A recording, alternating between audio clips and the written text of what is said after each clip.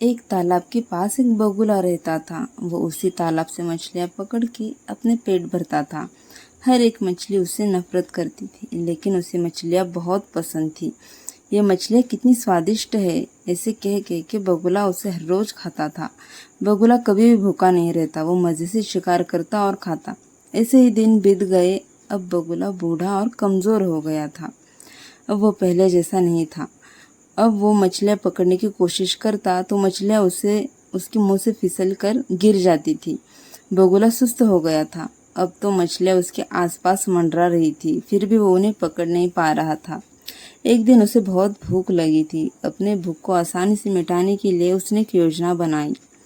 वो अपना उदास उदास चेहरा लेके तालाब में गया, जैसे मानो कुछ खाने की इच्छा ही ना हो। मछलियाँ, मेंढक, केकड़े को समझ नहीं आ रहा था कि बगुला शिकार क्यों नहीं कर रहा।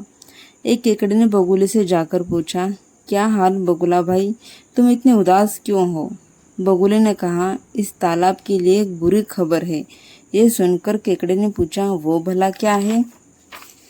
बगुले ने कहा कि इस तालाब की एक भी मछली जिंदा नहीं रहने वाली।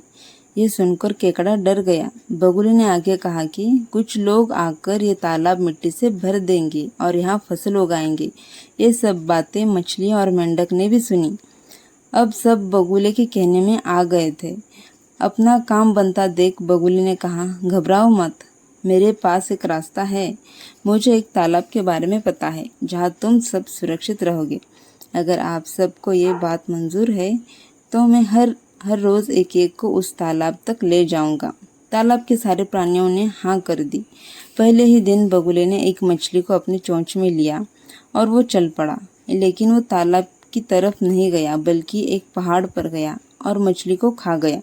ऐसा कई दिन तक बगुले ने बिना मेहनत के मछलियाँ खाई। एक दिन केकड़े ने बगुले से कहा कि आज मुझे ले चलो। बगुला तैयार हो गया। बगुला केकड़े को लेकर जा रहा था। बहुत देर जाने के बाद केकड़े ने पूछा, और कितनी दूर है ये तालाब? बगुले ने कहा, अरे मूर्ख, मैं क्या तुम्हारा नौकर हूँ?